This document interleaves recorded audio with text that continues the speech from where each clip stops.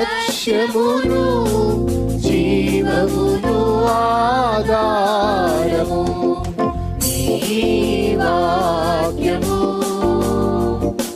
నా త్రోవకు.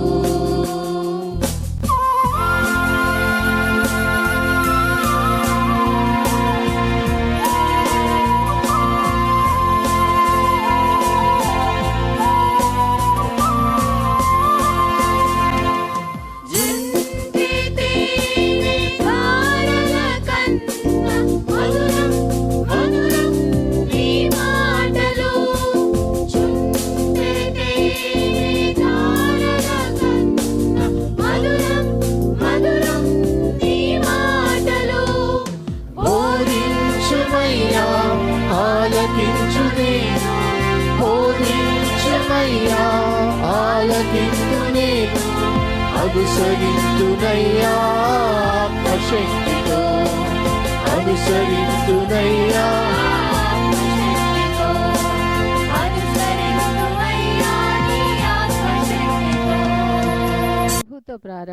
ప్రభుతో ప్రారంభం అనే ఆధ్యాత్మిక అనుదిన ప్రార్థనా కార్యక్రమానికి ప్రేమతో మిమ్మల్ని ఆహ్వానిస్తూ ఉన్నాం. మన జీవితానికి ఆదియు ఆధారమునైనటువంటి ఆ దేవుణ్ణి మొదట మరణించుకున్నట్లయితే ఆ దినమంతయు ఆయన కృపాక్షేమములే మన వెంట వచ్చును. మొదట వేకునే లేవగానే మరి నీతిసూరుడైనటువంటి ఆయనని చూద్దాం, ఆయన మనలనైన స్వరాన్ని మనం విందాం. మన జీవిత కాలం అంతయు ఆయన ఆశీర్వాదములు దీవెనలు మన మీద కుమ్మరించును. యెషయి 65:24 మనం చూసినట్లయితే వారికి ఈలాగున జరుగును, వారు వేడుకొనుక మునుపు నేను ఉత్తరమిచ్చెదను, వారి మనవి చేయుచుండగా నేను ఆలకించెదను.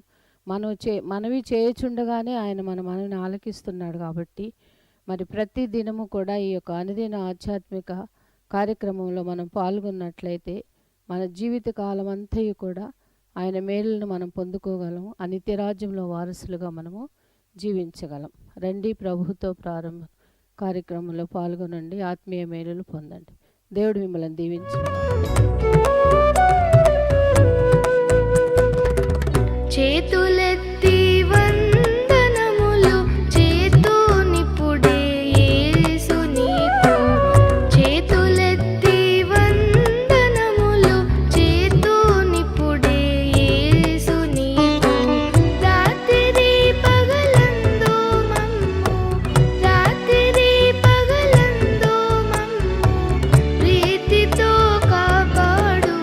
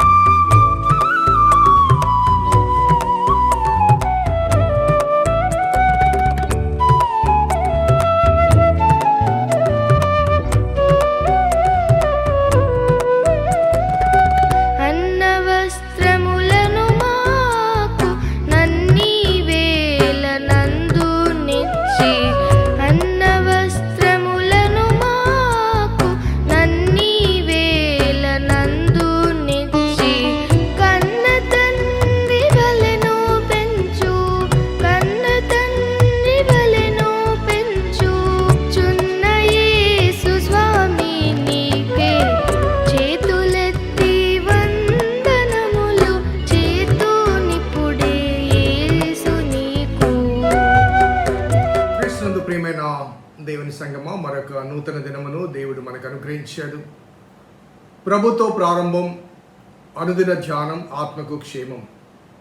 ఈ క్షేమకరమైన ఆశీర్వాదకరమైన దేవుని వర్తమానములు ప్రతిదినము ధ్యానం చేయట ఆశీర్వాదకరం, ఆనందకరం.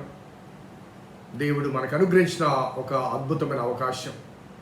కుటుంబాలుగా చేరి దేవుని వాక్యాన్ని ధ్యానం చేస్తున్న అనేక మందిని బట్టి దేవునికి స్తుతులు చెల్లిస్తూ, ప్రత్యేకించి ఈ ధ్యానం ద్వారా తమ దినాన్ని ప్రారంభిస్తున్న అనేక మంది ఆ దినమంతయు దేవుని యొక్క కృపను, క్షేమాన్ని పొందుతున్న విధానాన్ని బట్టి దేవునికి స్తుతులు చెల్లిస్తూ, మరొక నూతన దినం అందరం కలిసి దేవుని ప్రార్థన చేద్దాం, దేవుని వాక్యాన్ని ధ్యానం చేద్దాం, దేవునితో దినమును ప్రారంభిద్దాం, ప్రార్థన చేద్దాం.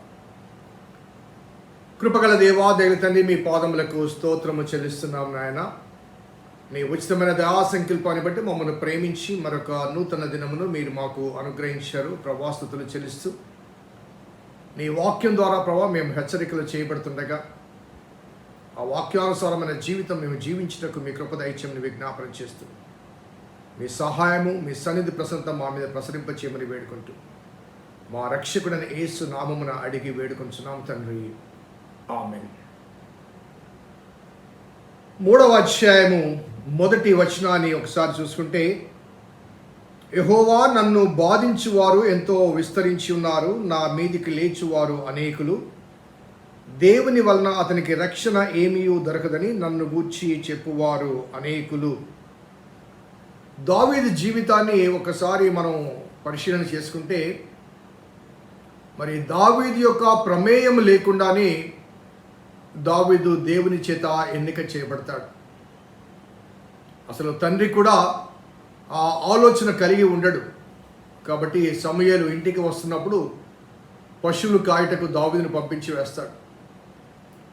దావీదు ప్రమేయం లేకుండానే ఎన్నిక చేయబడ్డ దావీదు జీవితంలో ఒకసారి అతని చరిత్ర యావత్తు విశ్లేషిస్తే, క్షేమంగా, సంతోషంగా, సుఖంగా ఉన్న దినాలు కానీ, గడియలు కానీ మరి చాలా స్వల్పము అని చెప్పక తప్పదు. తన ప్రమేయం లేకుండానే దేవుని చేత ఎన్నిక చేయబడ్డాడు. తన ప్రమేయం లేకుండానే గొల్యాతును ఎదుర్కోవాల్సి వచ్చింది. అలాగే ఆ గొల్యాతును సంహరించడం ద్వారా సంతసించాలా, ఆనందించాలా, లేకపోతే శ్రమలు అనుభవించాలా? ఒకసారి ఆలోచిస్తే మరి ఆయన జీవితంలో శ్రమలే అధికం. మరి దేవుని యొక్క కృప సౌలును విడిచిపోవడం, దావీదును ఆవరించడం. మరి సౌలు రాజు బ్రతికి ఉన్నంత వరకు దావీదుకు శ్రమలే. అనగా 1 సమూయేలు గ్రంథం యావత్తు కూడా దావీదు జీవితంలో శ్రమలే. ఫిలిస్తీన్ల దగ్గరికి వెళ్ళి వెర్రివాని వలె ప్రవర్తించడం. ఏ గాతు నుంచి అయితే ఆ గొలియాతు వచ్చి ఘీంకరించినప్పుడు ఆ గొలియాతుని చెప్పాడు, అదే గాతులో ఆశ్రయం పొందడం. తర్వాత సౌలు చనిపోయిన తర్వాత, రాజరిక వ్యవస్థలోకి వచ్చిన తర్వాత మరి దావీదు జీవితంలో అనేకమైన అనుభవాలు, ప్రత్యేకించి ప్రాముఖ్యంగా కనిపించిన అనుభవాలు ఏంటంటే తన కుటుంబ సమస్యలు.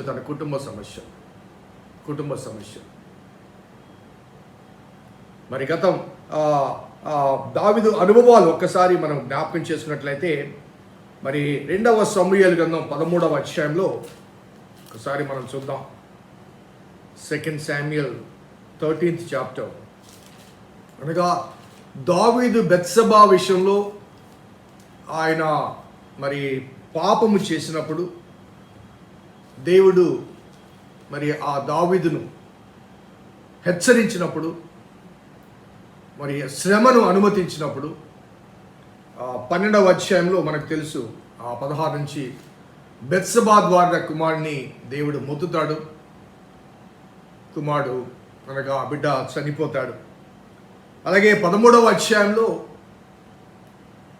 దావీదు కుమారుల్లో ఒకడు అమ్నోను మరి సుందరవతి తామారును మోహించడం, ఆమెతో శయనించడం, ఆ విషయం తెలిసి అబ్షాలోము, ఆ తామారు సోదరుడు అబ్షాలోము ఒక కుట్ర పన్ని అతన్ని సంహరించడం, ఆ విషయమై అబ్షాలోము విషయంలో మరి దావీదు అంగలారుస్తూ ఉన్నాడని మాట వాడబడింది.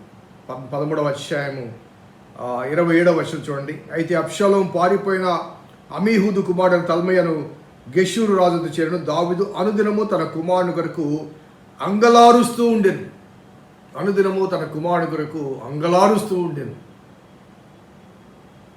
సో ఈ అనుభవాల మధ్య తర్వాత అబ్షాలోము అతని మీద తిరుగుబాటు చేయడం కానీ అవన్నీ మనం జ్ఞాపకం చేసుకున్నాం.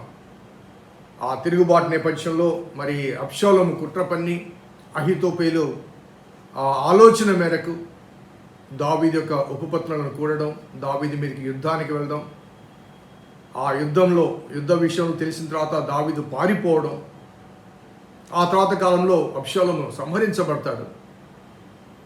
ఆ సమయంలో అబ్షాలోము గురించి మరి దావీదు విలపించిన ఆ విలాపం 18వ అధ్యాయం చూడండి, 33వ వచనం. అప్పుడు రాజు బహు కలతపడి గుమ్మమునకు పైగా ఉన్న గది ఎక్కిపోయి ఏడ్చుచు సంచరించు, నా కుమారుడు అబ్షాలోమా అని కేకలు వేయచ్చు, అయ్యో నా కుమారుడా, నీకు బదులుగా నేను చనిపోయిన ఎంత మేలు, ఎంత బాగుండును అంటాడు. సో ఈ వాస్తవాలు మరి జ్ఞాపకం చేసుకున్నప్పుడు మరి దావీదు జీవితంలో సౌలు రాజు ఉన్నంత వరకు సౌలు రాజు ద్వారా శ్రమలు, సౌలు రాజు మరణాంతరం సింహాసనం మీదకి వచ్చినప్పటికీ కూడా తన సొంత కుటుంబంలో ఒక విధంగా చెప్పంటే సన్ స్ట్రోక్ అనాలి, కుమారుల ద్వారా. సో బెత్షెబా ప్రథమ సంతానం దేవుని చేత మొత్తబడుతుంది. అమ్నోను తామారును చేస్తాడు, అబ్షాలోము అమ్నోను చంపేస్తాడు.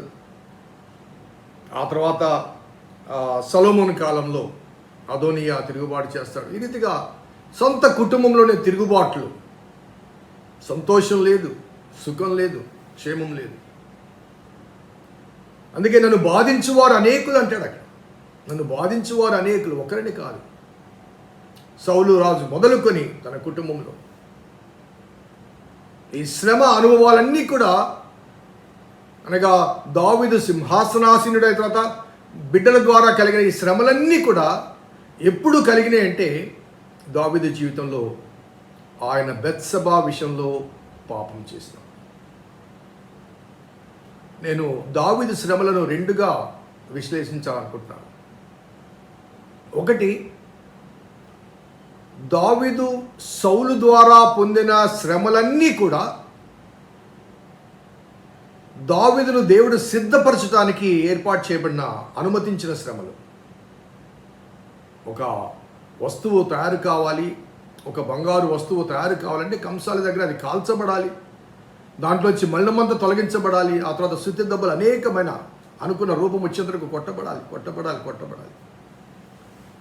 So first phase of the sufferings అన్నీ కూడా టు మోల్డ్ డేవిడ్.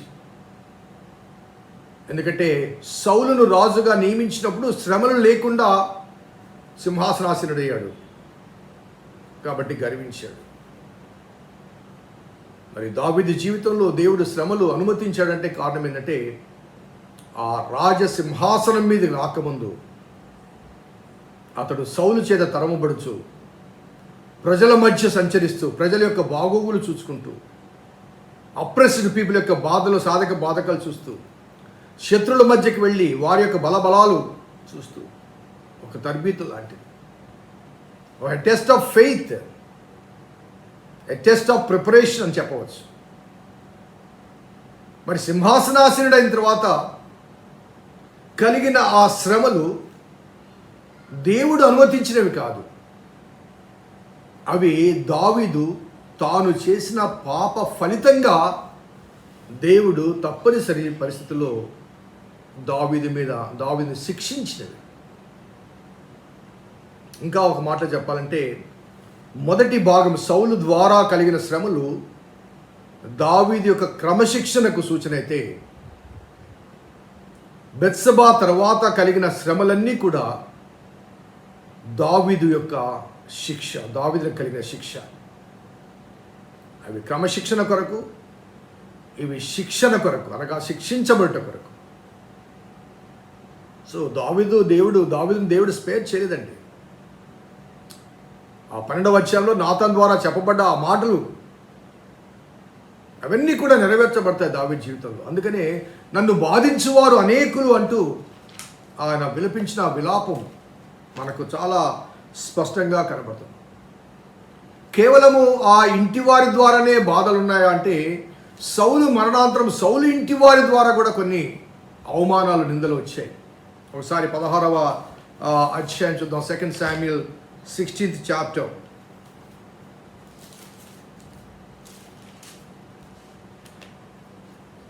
ఐదు నుంచి నేను చదువుతాను.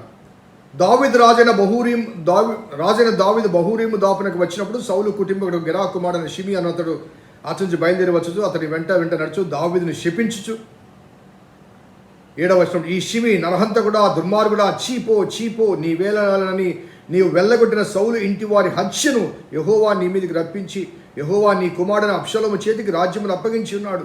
నీవు నరహంతకుడు గనుకనే నీ మోసములో నీవు చిక్కుబడి ఉన్నావని చెప్పి రాజును శపించగా, సౌలు ఇంటివారు మిగిలిన వారు కూడా నరహంతకుడా, చీపో అంటూ దావీదును,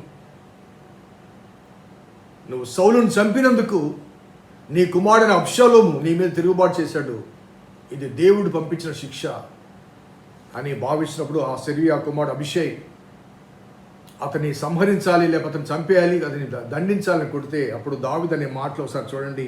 10వ వచనం, అందుకు రాజు సెరూయా కుమారులారా, మీకును నాకును ఏమి పొందు, వారిని శపించనీయుడి, దావీదును శపించమని యెహోవానికి సెలవీయగా నీవు ఇలాగ ఎందుకు చేయించున్నావు ఆక్షేపణ చేయగలవాడెవడని చెప్పి అభిషేక్తోను అతని సేవకులందరితో పలికిందేమనగా, నా కడుపున పుట్టిన నా కుమారుడే నా ప్రాణము తీయచూచుండగా ఈ బెన్యామీనుడు ఈ ప్రకారం చేయట ఏమి ఆశ్చర్యము, వాని జోలి మానుడి, యెహోవా వానికి సెలవిచ్చి ఉన్నాడు గనక వాణ్ణి శపించనీయుడి, యెహోవా నా శ్రమను లక్ష్యపెట్టునేమో, వాడు పలికిన శాపమునకు బదులుగా యెహోవా నాకు మేలు చేయనేమో, నాకు మేలు చేయి.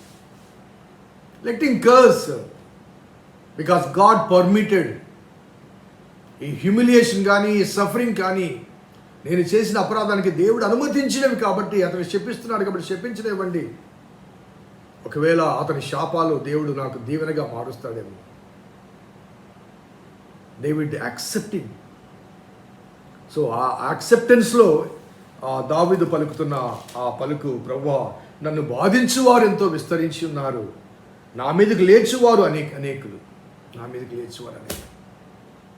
సౌలు కానీ, సౌలు కుటుంబీకులు కానీ, దావీదు సంతానం కానీ, అన్ని రీతులుగా దావీదు మరణ గడియ ప్రవేశించేంత వరకు కూడా దావీదు జీవితంలో శ్రమలే ఉన్నాయండి.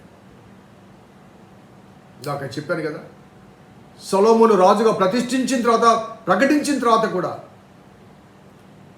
మరి దావీదు మరొక కుమారుడు తాను రాజుగా ప్రకటించుకుంటాడు. ఆ విషయం తెలిసి కూడా అతన్ని నొప్పించకూడదని దావీదు సైలెంట్గా ఉంటాడు. మొదటి రాజుల గ్రంథము 1వ అధ్యాయంలో ఆ విషయాలు స్పష్టంగా ఉన్నాయి. Till the point of his death అతని జీవితంలో సుఖము, సంతోషము చాలా చాలా అరుదుగా కనిపించాను దావీదు జీవితం. సో అటువంటి అనుభవాల మధ్య నన్ను బాధించువారు, నా మీదకి లేచువారు అనేకులు. సో వారు ఏమంటారంటే, దేవుని వలన వానికి రక్షణ ఏమీయో దొరకదని నన్ను గురించి చెప్పువారు అనేకులు. అదే కదండి షిమి శపించిన మాట. యెహోవా నీ మీదకి నీ కుమారుని లేపాడు, సౌలును చంపినందుకు నీ కుమారుడు నీ మీదకి దండెత్తి వచ్చాడు, అది దేవుడు అనుగ్రహించింది అంటూ, యెహోవా వలన వానికి రక్షణ దొరకదు అంటూ మరి బాధించిన అనుభవం. ఈ అనుభవాన్ని మరి దేవుని కుమారుడైన యేసయ్య కూడా ఒకసారి మనము కంపేర్ చేసుకుంటే, దేవుని కుమారుడు దావీదు కుమారుడుగా ఈ లోకంలో జన్మించిన తర్వాత తాను అప్పగించుకున్నప్పుడు, శిలువ మరణానికి అప్పగించుకున్నప్పుడు ఆ చుట్టుపక్కల ఉన్న వారందరూ కూడా ఏమని హేళన చేశారు, ఏమని గేళన చేశారు. ముసుగు వేసి పిడిగుద్దులు గుద్ది నీవు దేవుని కుమారుడు కదా, నిన్ను గుద్దిన వాడెవడో, నిన్ను కొట్టిన వాడెవడో ప్రవచించుమని చెప్పారు. చాలా హేళన చేశారు. శిలువ మీద వేలాడుతుంటే చుట్టుపక్కల ఆ దారిన పోయేవారు తలలు ఊచుచు, అదే రీతిగా యేసుప్రభు వారితో శిలువ మీద వేలాడుతున్న దొంగల్లో ఒక దొంగ కూడా, నీవు దేవుని కుమారుడు కదా, నీవు దేవుని కుమారుడు అయితే దిగిరా, నిన్ను నువ్వు రక్షించుకో, మమ్మల్ని కూడా రక్షించు అంటారు. నీవు దేవుని కుమారుడు. ఎగతాళితో కూడిన హాస్యాస్పదమైన ఆ మాటల నడుమ దేవుని కుమారుడు ఆయన సిలువలో వేలాడాడు. ద సఫరింగ్ ద డిఫరెన్స్ ఏంటంటే, David suffering was the consequences of his sin, but Jesus suffering is the consequences of our sin. మన పాపములకు బదులుగా ఆయన శ్రమ. దావీదు తన పాపములకు శిక్ష, యేసయ్య మన పాపల నిమిత్తం శిక్షను స్వాగతించాడు, భరించాడు, వరించాడు. దేవా నన్ను బాధించువారు అనేకులు, దేవుని వల్ల వానికి రక్షణ దొరకదని చెప్పువారు అనేకులు. దేవుని వల్ల రక్షణ అతనికి దొరకదని చెప్పువారు అనేకులు, కానీ అతని వలన మనకు రక్షణ, అతని మరణం మనకు జీవం. మన రక్షణ కొరకై అతని శిలువలో ప్రాణాలు త్యాగం చేసి, అందుకే మరి ఆ మనుషులను తన వారి పాపము నుంచి ఆయనే రక్షించును కనుక ఆయనకి యేసు అని పేరు పెట్టారు. దావీదు పట్టణమందు నేడు రక్షకుడు మీ కొరకు పుట్టి ఉన్నాడు. సో రక్షకుని యొక్క జననం, ఆ శ్రమల ద్వారా మనకు రక్షణ కలిగించుటకు కలిగిన ఒక గొప్ప అద్భుతం. సో దావీదు జీవితంలో తన స్వయం కృతాపరాధాలుగా కొన్ని శ్రమలు అనుమతించబడితే, మనము చేసిన నేరములకు బదులుగా ఆ దావీదు కుమారుడుగా జన్మించిన దేవుని కుమారుడు శ్రమను అనుభవించాడు. ప్రార్థన చేద్దాం. కృపగల దేవా, దయల తండ్రి, మీ పాదములకు స్తోత్రము చెల్లిస్తున్నాం నాయన.